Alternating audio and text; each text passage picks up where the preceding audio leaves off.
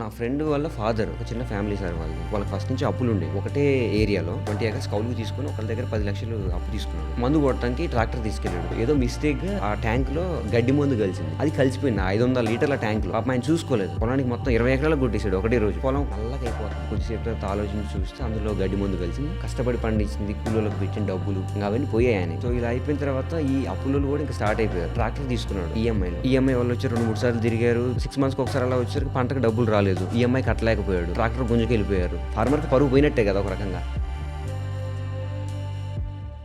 మీకోసం important టాపిక్స్ని క్లిప్స్గా cut చేసి RWV clips అనే ఛానల్లో ప్రజెంట్ చేస్తున్నాను. Please do subscribe to RWV clips. Thank you. అంటే నీకు ఎప్పుడైనా అంటే ఏదైనా ఇన్సిడెంట్, ఇప్పుడు రైతులు ఆత్మహత్య చేసుకున్నారనో, ఫెర్టిలైజర్స్ లేవనో, బ్యాంక్ లోన్లను, ఇప్పుడు ఇందాక అప్పు అనుకున్నట్లు అలాంటి ఇన్సిడెంట్స్ ఏమైనా నీ కళ ముందే చూసావా? నాకు ఒక స్టోరీ ఉంది సార్. ఓకే. అంటే అది బాగా నన్ను ఈ రోజుకి కూడా ఇప్పుడు నేను ఇక్కడ ఉండటానికి, మీతో మాట్లాడడానికి, ఇప్పుడు నేను ఈ రోజుకి ఢిల్లీ స్టేజ్ కాదు నాది యాక్చువల్గా, కానీ ఢిల్లీ వెళ్ళడానికి ఇవన్నిటికీ కారణం అది ఇన్స్పిరేషన్ నాకని చెప్తాను ఆ story. Okay. One of my friend, నేను ప్రాక్టికల్గా అంటే దగ్గర నుంచి చూశాను కూడా ఆ స్టోరీని. సో నా ఫ్రెండ్ వాళ్ళ ఫాదర్, ఇప్పుడు వాడు నా ఏజే ఉంటాడు, వాళ్ళ నాన్న ఒక చిన్న ఫ్యామిలీ సార్ వాళ్ళకి సేమ్ ఒక 3-4 acres ఉండొచ్చు నాకు తెలిసి. సో వాళ్ళ నాన్న ఏంటి అని అంటే వాళ్ళకి ఫస్ట్ నుంచి అప్పులు ఉండేవి. అంటే ఫ్యామిలీ, ఇప్పుడు మా నాన్న ఇప్పుడు తరాలుగా వస్తుంది అనుకోవచ్చు అది.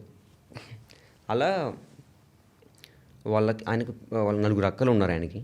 సో 4 అక్కలు పెళ్ళిళ్ళు అయిపోయి అంత అయిపోయి ఆయనకి పెళ్ళి అయిపోయి నేను సపరేట్ ఫ్యామిలీ పెట్టుకున్నాడు. వాళ్ళ అమ్మ నాన్న వీళ్ళందరూ ఉన్నారు. అనుకోకుండా వాళ్ళ అమ్మ చనిపోయింది ఒకరోజు. అంటే అప్పులు చేశారు వీళ్ళు ఎంతో కొంత, ఒక 5-6 lakhs ఉండొచ్చు. అలా చేస్తూ ఈయన 3-4 acres ఈయన చేసుకుంటూనే కౌలుకు తీసుకునేవాడు లీజ్కి. ఓకే.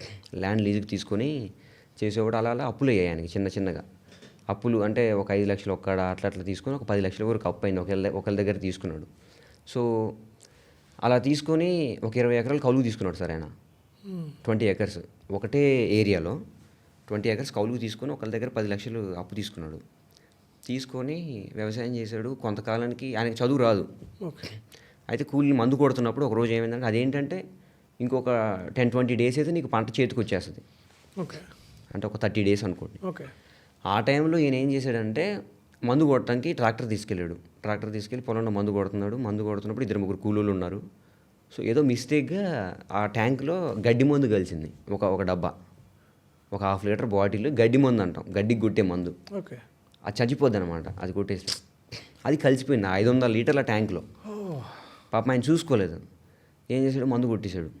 పొలానికి మొత్తం 20 ఎకరాలకు కొట్టేశాడు ఒకటే రోజు.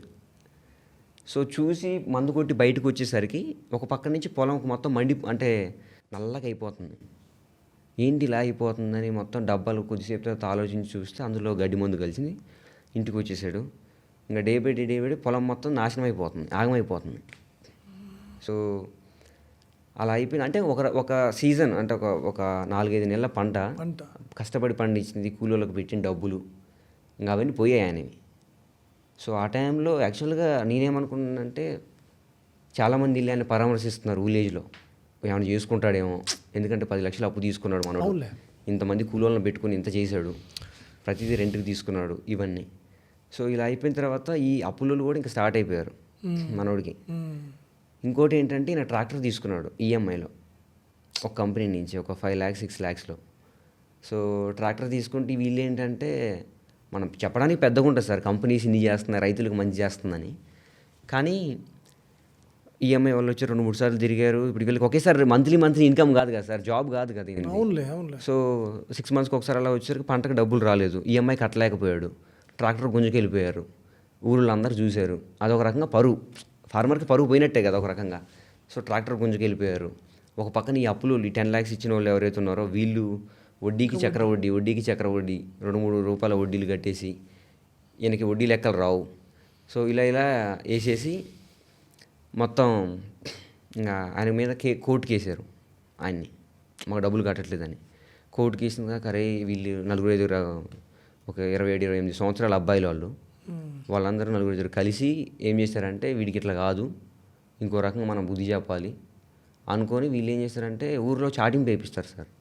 చాటింపు అంటే డముక్కుతో కొట్టుకుంటూ ఆ, పలానా ఆయన ఇలా చేశాడు అవునవును. అని చెప్పి వీళ్ళు అది చేయించారు విలేజ్లో. అది చూస్తే ఒక రకంగా పరుపునట్టే అంటే పరుగునట్టు కాదు సార్. విలేజ్లో ఎలా ఉంటుందంటే ఇంకెక్కువ సార్. ఇప్పుడు సిటీలో మనం ఇగ్నోర్ చేసేస్తాం, పక్కనోడు మన గురించి ఏదనుకున్నా పట్టించుకో. మనం పట్టించుకో. కానీ విలేజ్లో అలా కాదు. నేనేమనుకున్నానంటే ఆయన చనిపోతాడు అనుకున్నాను ఇన్ని జరిగాక. సో అలా అయిపోయింది అన్న, కోర్టుకి వేసుకున్నారు. ఇంకా చాలా రకాలుగా సార్, ఎక్కడ పడితే అక్కడ మాటలంటాలు ఇష్టం వచ్చినట్టు ఇదంతా అయిపోయింది. ఆయన స్టాండర్డ్గా ఉన్నాడు సార్. ఎన్ని నేర్చుకోవచ్చు సార్ మన ఆయన గురించి, ఆయన నుంచి మనం ఎన్ని నేర్చుకోవచ్చు. ట్రూ. ఆయన ఎప్పుడు మళ్ళీ సంతోషంగా ఉంటాడు, దేవుడికి పూజలు చేస్తాడు, వ్యవసాయం చేసుకుంటాడు, ఆయన నమ్ముకుంటాడు, ఒకళ్ళని మోసం చేయడు. మా ఫ్రెండ్ వాళ్ళ నాన్న నాకు చాలా ఇన్స్పైరింగ్ సార్ ఆయన ఈ రోజుకి కూడా. అయితే అదంతా అయిపోయిన కొంతకాలానికి ఇట్లా అయిపోయింది కదా, కోర్టుకి వేశారు. ఇంకా ఇదంతా జరుగుతూనే ఉంది, ఆయన కోర్టు చుట్టూ తిరుగుతున్నాడు, ఇవన్నీ జరుగుతున్నాయి. కొంతకాలానికి వీళ్ళు ఇంకేం డిసైడ్ అయ్యారంటే, ఈ అబ్బాయిలు ఇలాగా వీడికి ఇంకో స్టంట్ ఇవ్వాలి మనం అని చెప్పి అనుకున్నారు.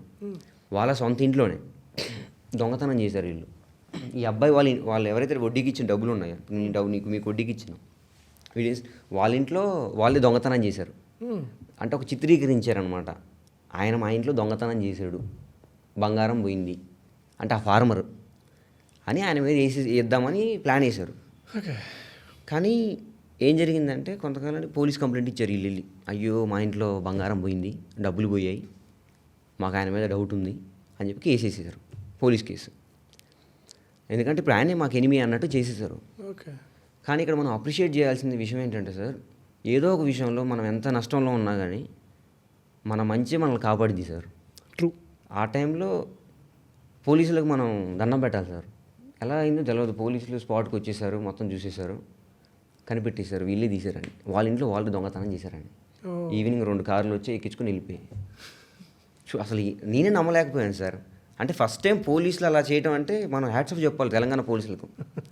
నిజం, నేను చాలా హ్యాపీ ఫీల్ అయినా, అరే ఇలా ఎలా అనేసి. సో ఇలా ఉంటారు. అదే నిన్న చెప్పినట్టు మన నిజాయితీ మనల్ని కాపాడుతుంది సార్. అంతే, మనం ఎవరికి మోసం చేయలేదు, మన నిజాయితీగా ఉన్నాం. ఈ రోజు కూడా నేను మా ఫ్రెండ్కి చెప్తానమాట, ఒరే బాబు ఇంత గ్రేట్ మీ నాన్న అని చెప్పేసి. సో ఎన్ని చేసినా ఎంత నేర్చుకోవచ్చు వాళ్ళ దగ్గర నుంచి. నేను నేర్చుకోవచ్చు సార్. ఆయన పనులను ఎవరు మన కూలికి వచ్చినా కానీ వాళ్ళందరూ మంచి ట్రీట్ చేస్తాడు, వాళ్ళకి ఆన్ టైం డబ్బులు ఇస్తాడు, అప్పు తెచ్చైనా సరే. సో చాలా సార్, ఇలాంటి వాళ్ళు చాలామంది ఉన్నారు. ఇంకోటి ఏంటంటే, అగ్రికల్చర్లో చాలామంది రైతులు నష్టపోయేది 3 చోట్ల సార్. ఒకటి, విత్తనాలు తీసుకునే దగ్గర. ఓకే. ఇప్పుడు నువ్వు సీడ్ వేస్తావు, అది క్వాలిటీ లేకపోతే నీకు ఈల్డ్ కూడా తక్కువ వస్తుంది కదా. సీడ్ సెలెక్షన్ అనేది చాలా ఇంపార్టెంట్. రైతులు చాలామంది ఎడ్యుకేషన్ లేకపోవడం వల్ల, అంత అవగాహన లేకపోవడం వల్ల అదొకటి. రెండోది ఏంటంటే సార్, పురుగు మందులు సార్. దీంట్లో ఉన్న మాఫియా ఏది లేదు సార్.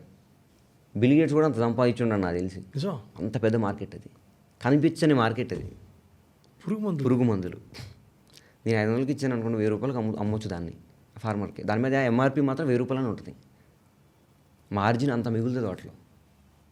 నా ప్రాక్టికల్ ఎక్స్పీరియన్స్, నేను 1.5 మంత్ జాబ్ చేశాను దాంట్లో. నల్గొండలో 1.5 మంత్ అగ్రికల్చర్ చదివాను కదా సార్ నేను. 2 years 1.5 మంత్ చదివేసి వదిలిపెట్టాను జాబ్ని. ఈ మాఫియా తట్టుకోలేక. అంటే మనమే రైతులు మోసం చేస్తున్నాం. ఇప్పుడు రైతుల దగ్గరికి వెళ్ళి మోసం చేయడం మనకు కరెక్ట్ కాదనిపించింది నాకు. రైట్. సో మంది అగ్రికల్చర్ ఫ్యామిలీ, మనకు అది తెలుసు కదా. సో నేను రియలైజ్ అయ్యాను, ఇది ఒక పెద్ద ప్రాబ్లం. మూడోది ఏంటి అని అంటే, విలేజ్లోనే వడ్లు కొనే వాళ్ళు ఉంటారు. మన ధాన్యం ఎవరైతే పండిస్తామో మనం మన దగ్గర నుంచి, అవి ఇంకోటి కొనడానికి వీల్లేదు. అంటే నువ్వు ఇంకొకటి వేరే వాళ్ళకి అమ్మడానికి వీల్లేదు. వీడు ఏదైతే ఫిక్స్ చేస్తాడో ఆ రేట్కే అమ్మాలి. అలా ఉంటుంది. అంటే వీళ్ళకి ఒక అండర్స్టాండింగ్ ఉంటుంది వీళ్ళందరికీ, విలేజ్ లెవెల్లో కొనే వాళ్ళకి. మీ ఊర్లో మీరే కొనాలండి, మా ఊర్లో కొనొద్దు, మా ఊర్లో నేనే కొంటాను. సో ఇలా చాలా జరుగుతాయి అన్నమాట. ఇప్పుడు పురుగు మందులు అమ్మేవాడు వాడే, ఒడ్లు కొనేవాడు కూడా వాడే. అప్పుడు ఏమైందంటే దానికి క్లియర్ అయిపోద్ది. మళ్ళీ ఫార్మర్స్ దగ్గర ఎంటీ చెక్కుల మీద సంతకాలు పెట్టించుకోవడాలు చాలా చూశాను. ఇలాంటివి ప్రాక్టికల్గా గ్రాస్ రూట్ లెవెల్లో, గ్రౌండ్లో చాలా నేర్చుకున్నాం సార్. చాలా నేర్చుకున్న దాని నుంచి మనం ఇంకెట్లా సేఫ్గా ఉండవచ్చు. నా జీవితంలో నేను చేయని పని ఏదైనా ఉందంటే అప్పు తీసుకోకపోవడం. Very good. అప్పు అనేది చాలా డేంజర్ సార్.